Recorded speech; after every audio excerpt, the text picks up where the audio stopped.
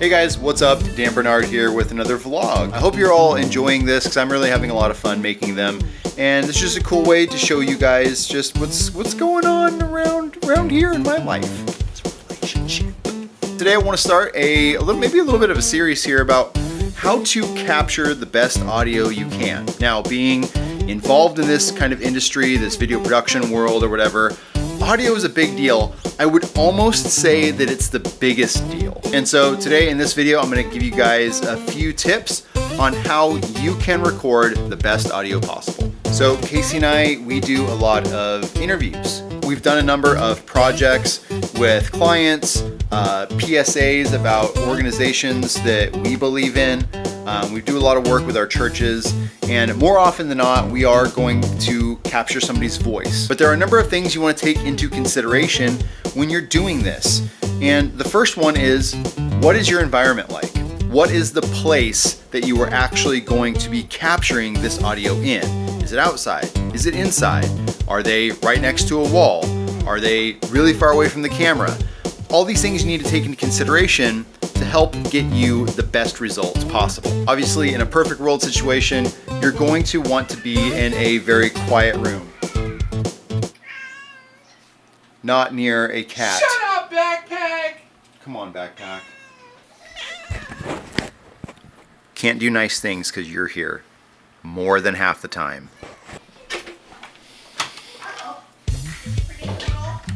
Go.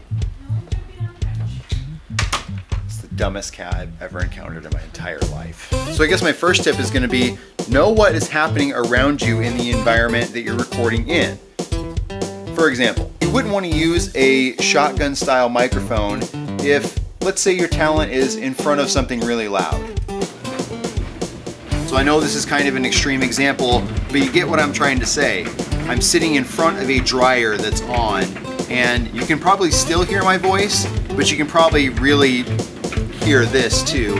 And that's not going to be the best situation for you to capture clean audio. Another thing you need to take into consideration is how much space is available in the environment that you're in. If you're in a room like this where it's fairly big, you're not going to get a lot of reflections. Now, here's a good example.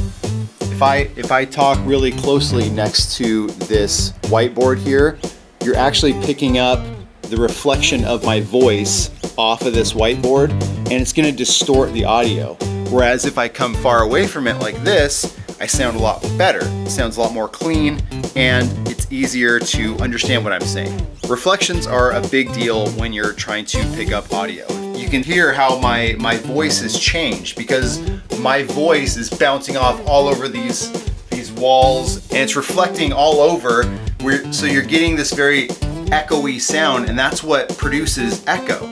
You're hearing a little bit of your voice at a later time because it's bouncing off of the surfaces in the environment that you're in. So if you're experiencing a lot of echo in the environment that you're in, try to find either a place that doesn't have walls, like outside, or go to a place where the sound is more controlled and there aren't as much reflections in the environment.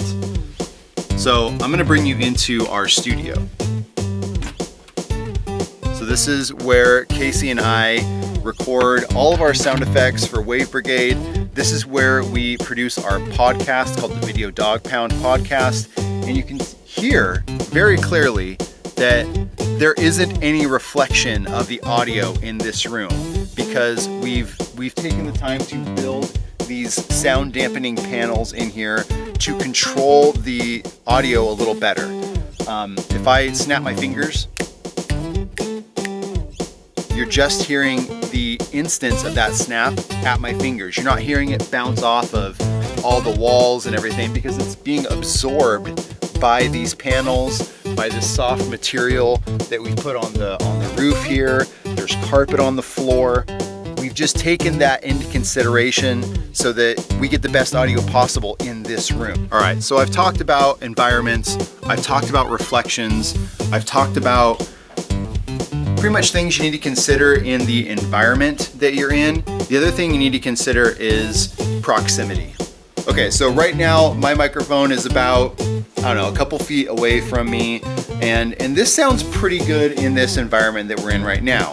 But watch what happens, or I should say, listen to what happens when I move this farther away.